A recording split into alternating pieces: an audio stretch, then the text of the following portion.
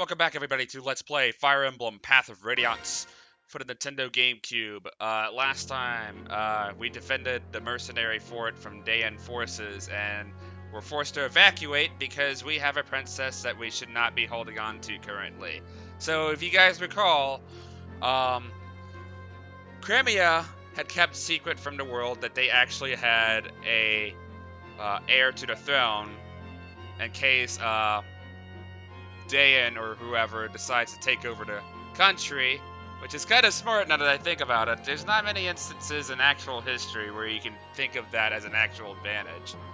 But yeah, we are holding on to the secret princess of Crimea, and Daein is out for blood because without her taken down, Daein doesn't necessarily have full control over the country.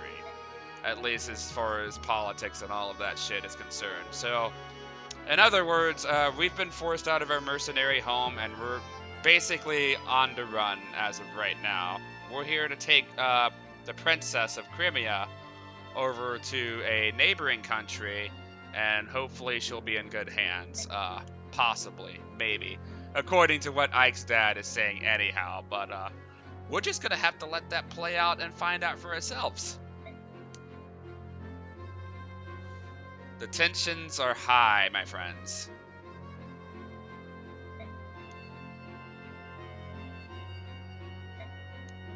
But yeah, that's gotta suck, man. Living your life in secret just to, like, keep the country in, like, safer hands, you know?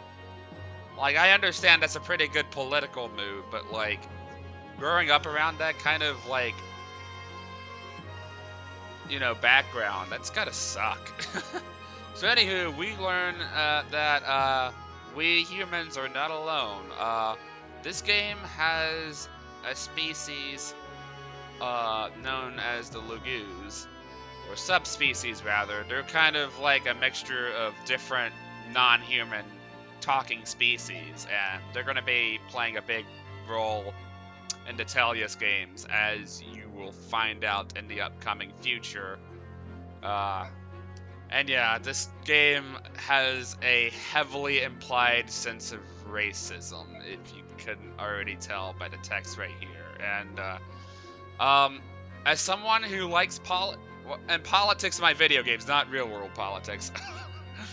I don't even want to go into that can of worms. But the world building, as far as the politics and like the clash between species and races and all of that is concerned, this is definitely one of Path of Radiance's strongest points, and it's one of my favorite aspects of the story overall, because it shows you just how all of these different factions are dealing with their own different issues and how they overcome these obstacles, and like none of them necessarily feel like they're an afterthought in the story. Everybody has a role here, and you see just what kind of effect the war has on these kind of folks here, and the bonds that have disintegrated over time.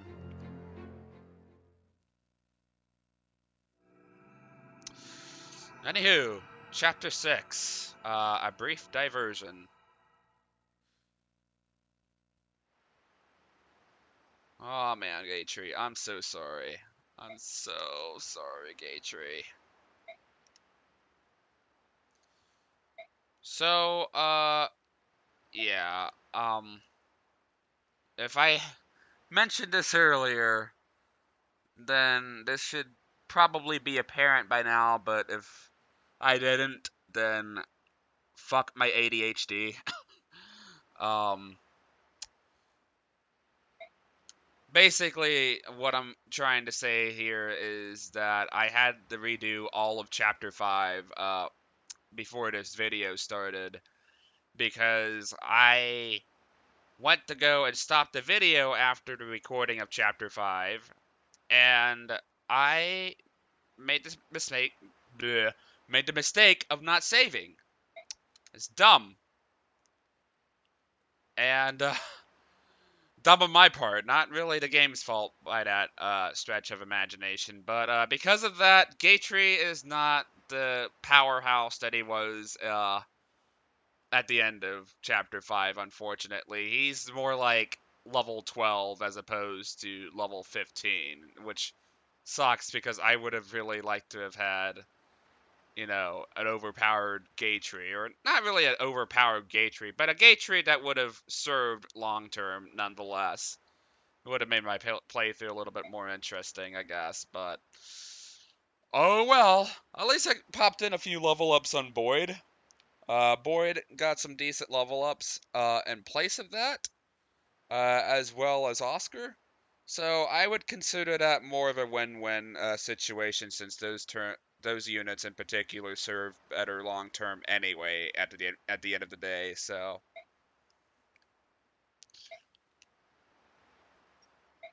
well, Shinan here apparently doesn't really like the Lugus all that much.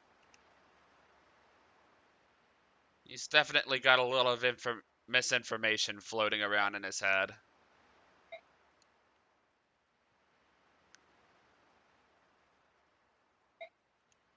Hmm. Yeah, we're just gonna call him the Lagoos for now because it's a little bit easier on my tongue. Subhumans is just that's a mouthful.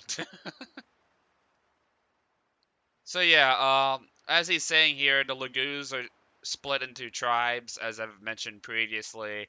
Um, in this corner of the world here, you have different countries designated to all of these different Lagoos, and I'm not a particular, let's just say, perfect attained knowledge of all of these factions, and that's primarily because I haven't really played through the entirety of Radiant Dawn yet. So there's probably still some pieces that's left out there to fill. So if you don't get all of the answers now, chances are you'll figure out more about these factions in the next game, because the Talius games are indeed kind of like, you know, this saga of games that are meant to be played back and forth so you get the full picture of like what's going on in this world. Like I don't even think Radiant Dawn happened uh, to have released not much long after Path of Radiance did. I think a good whole 2 years, despite being on totally different consoles. It's funny how that works. Bah, bah, bah, bah, bah, bah. Oh god, that hurts my throat so much.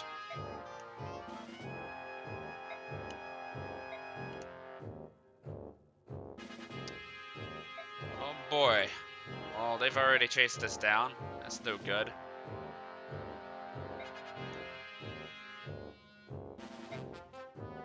Well, you can't underappreciate lollies, my friend.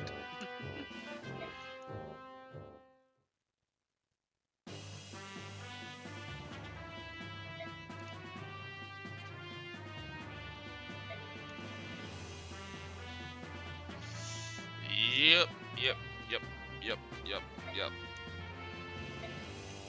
So it looks like this chapter will be a bit more on the secretive side of things.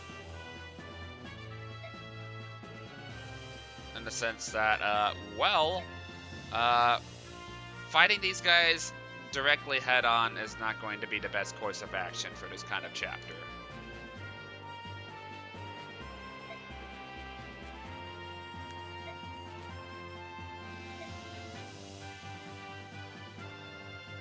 Yeah, that wouldn't be too swell.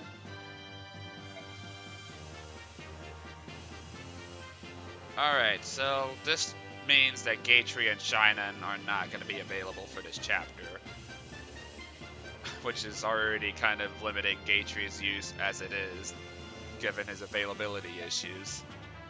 Oi. He's right, you know. The insult was kind of unnecessary, though.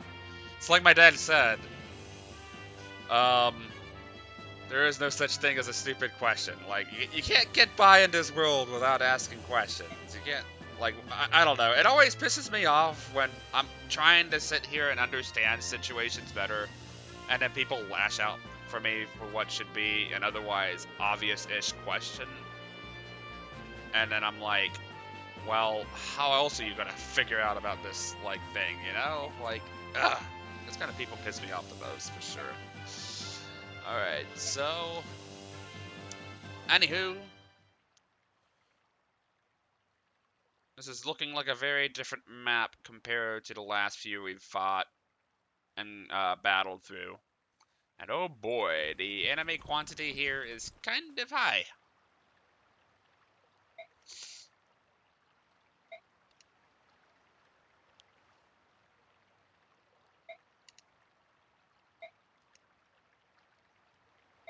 Yep.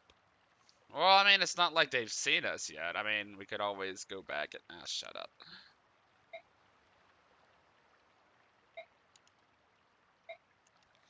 So, in other words, not only are we splitting our forces like the story implies, splitting our forces is actually a pretty good idea for this kind of map. Because this is definitely one of the earliest maps that showcases the best example of where you're going to have to definitely split up your groups if you want to make sure you have enemies off of your tail moving forward to the goal. But the goal of this chapter is a bit weird and contrived, I won't lie. This definitely seems like a Tellius series exclusive. Because, like, in most other games, like, you either rout the enemy or you seize the throne or whatever, you know? Pretty basic stuff. And Path of Radiance actually comes along and introduces a few new goals in particular to take mind of. The defensive chapter we went through in the previous part was a good example of that, though that was also a staple of Blazing Sword and Sacred Stones as well. But this chapter is kind of unique. I don't think I've ever seen another Fire Emblem game tackle this kind of format again. So, anywho. So, the goal of this chapter is that we need to actually have our units come over here and escape through this thing, this tile right here. And it seems like such a redundant goal now that I think about it, because, like, we have to take care of the boss unit anyway, so it's like, huh? But basically, the more units we have escape by the end of the chapter, I do believe this chapter will end us rewarding us better for doing so upon completion. So that is definitely something you want to take note of. So, taking a look at this map here, I'm probably going to have Ike head over here, primarily because he's got the Regal Sword, and that'll be good for these Cavaliers and this Knight right here. And probably have Boyd do some of the heavy lifting over there as well. So that basically leaves Titania and Oscar to go over here. And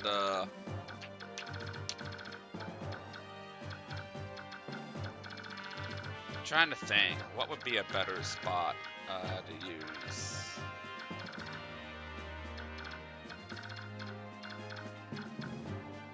Yeah, we might actually have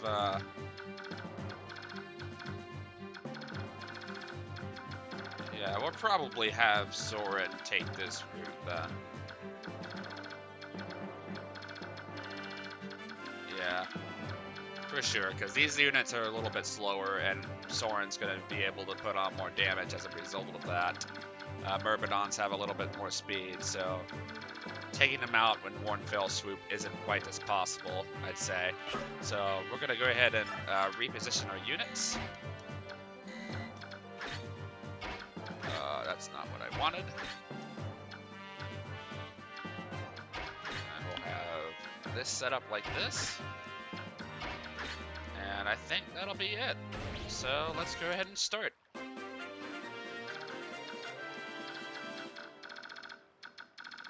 Alright, so luckily for us, we actually start off in the trees here, which give us an extra 1 avoid.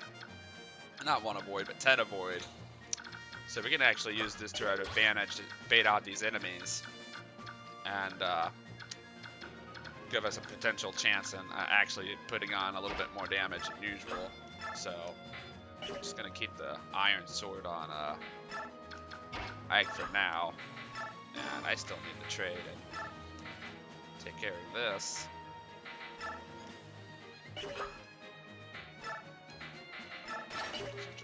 Iron axe, there we go, good. And I think it would hurt to have Boyd take care of this dude right here, if he can put on any meaningful damage.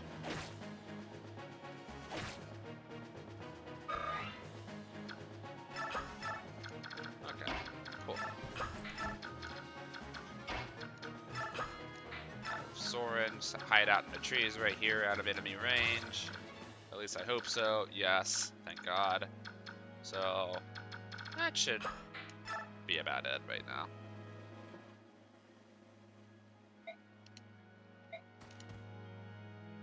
Ooh, I can't help but wonder if that means reinforcements. Ooh.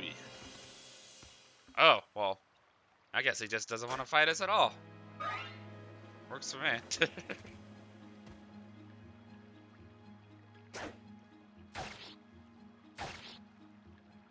Ooh, these guys are a little tankier than I thought. Oh boy. Alright, so I might actually, let's see. In that case, let's have Titania take care of this dude. I don't feel like putting on any extra damage on Titania at the moment. Switching to the Steel Axe might not have been a good idea, though. I can't really deny that. Oh, wow. Oscar actually has enough speed from the last level up to be able to double this dude. That's nice. Not enough to double this dude, though. What the heck? Are you telling me a fucking Myrmidon? You know what? It's because this dude has a steel sword. That's why.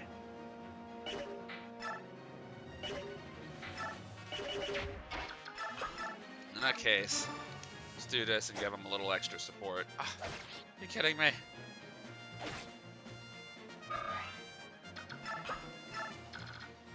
Alright.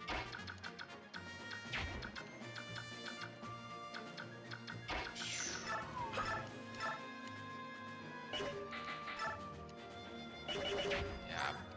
Boyd's strength is still hurting him right now. He hasn't had a level up in strength yet. That's so weird. Yeah, because he started off at 7 strength, and despite his strength growth, he hasn't had a growth in strength yet. It's fucked up. What the hell? I better not be getting RNG screwed here. I would be so mad if that's the case. Ugh. That puts him in range of an archer. Probably not the best idea.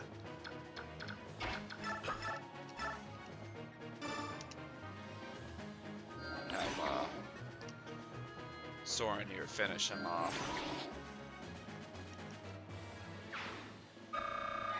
Ooh, got an extra level up.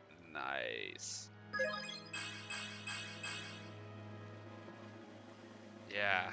Ooh, man. Restarting chapter 5 is really starting to kill me here, for certain. Because I'm pretty sure I ended up using Soren more often in my original run of the chapter. So these guys are pretty beefy, for what it's worth. Ike's been doing well so far, but you know, only getting speed level ups primarily can only get you so far. So I'm gonna have Rice come a little bit closer. And my headsets are so shaky today. What the hell? Why are they so weird today?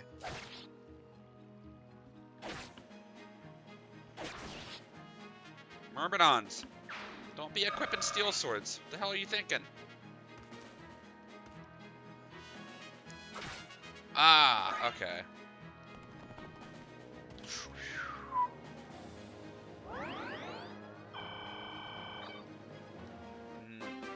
Okay. Can I actually reach this dude? He can. Cool. Okay. probably go ahead and take him out with the Regal Sword. They're coming to me anyway, so why not? The bonus damage really helps. And dude, I'm so sick of not having a convoy yet. This is really starting to bite me in the ass right now. Ugh. I'm definitely gonna give that poleaxe over the void when I get the chance, but ugh, it's irritating. Ugh. You know what? I'm gonna have to bite the bullet here. How is his experience anyway?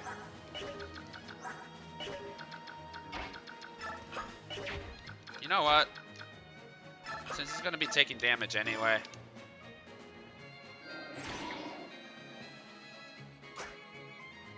Well, that certainly helped out. I'm hoping I can get another strength level up here soon. Or at all, really. Oof. Okay. So...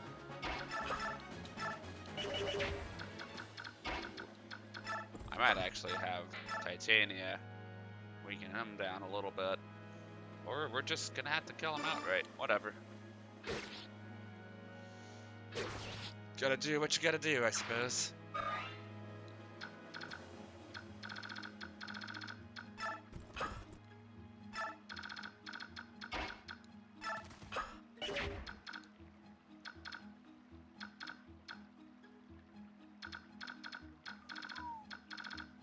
Alright, yeah.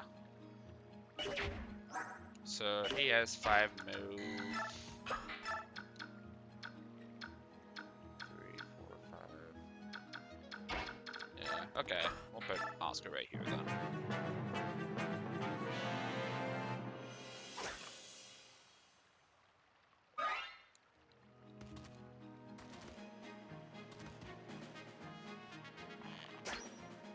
This check is not looking too bad so far. But Ike's Regal Sword is actually proving to be pretty beneficial here. Yeah, let's actually try this. Oh, you gotta be kidding me. What? Oh, that's so retarded. Well... That's so dumb. What the hell?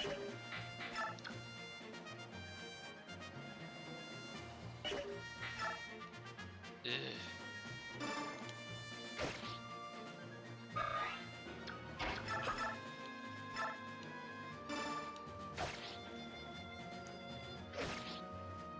That poleaxe is really heavy too, and again, like, Void Strength is not really doing me any favors when it comes to carrying the heavy stuff. This is kind of why I don't like the old system of how strength works.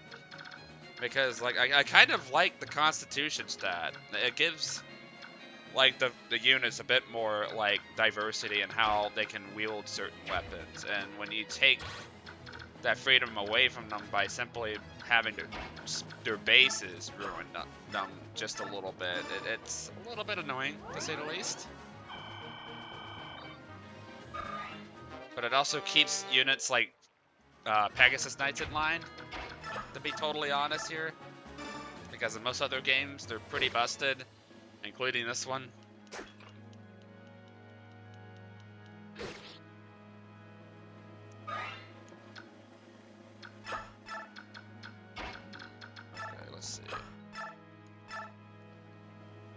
Well, he doesn't do any damage at all. Shit.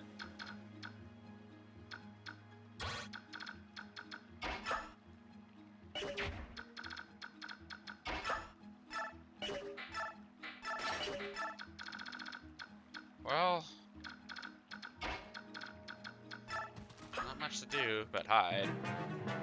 Probably should have had, oh.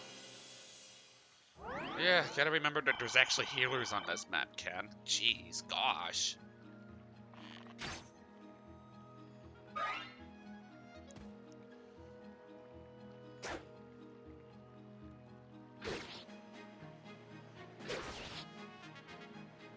Alright, I'm actually kind of hoping not all of them go for Titania here, because I'd like to be able to at least distribute my experience out a bit better.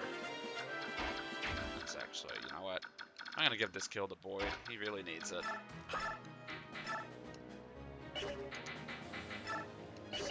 Bitch, dude.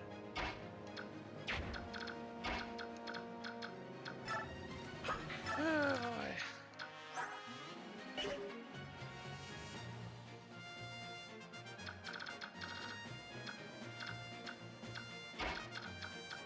Let's see.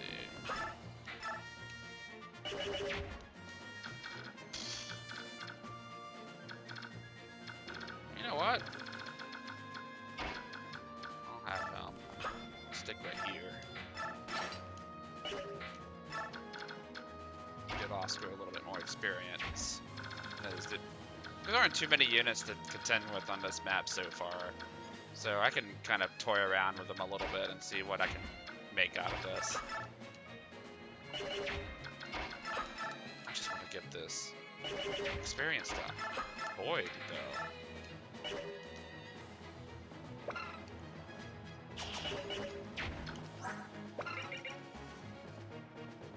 Yeah.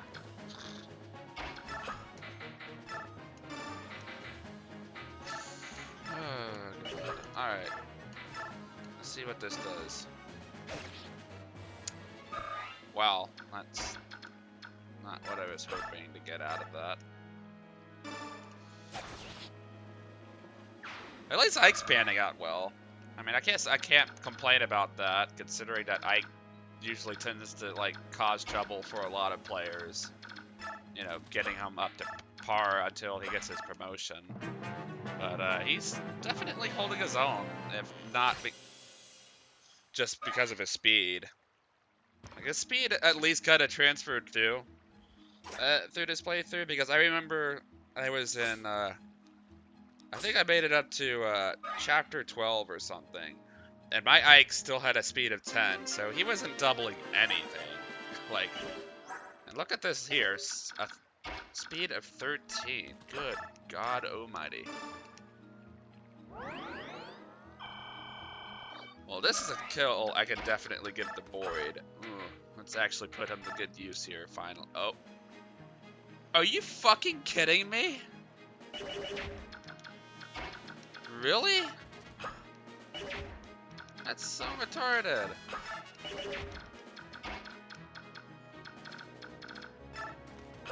A fucking knight of all things, actually? Like, doubles Boyd? I don't think I've ever seen that before. No! Why'd you do... Ah! I didn't want to give the kill to... Ah! Okay. I'm sorry, I'm just like... I'm kind of a kleptomaniac when it comes to distributing experience. It's like, that just kills me on the inside. Ah! Alright, so can we make this work?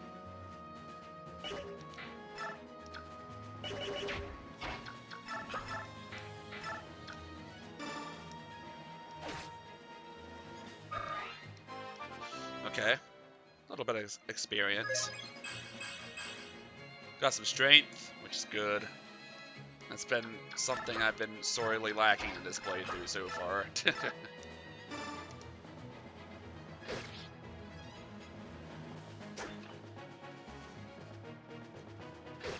Might not be a bad idea to throw a Steel Lance on Oscar too, considering that he's actually been getting good strength level ups despite his growth rates otherwise. And that dude is just going to heal him. Wonderful. Why is he going for her? That don't make no sense.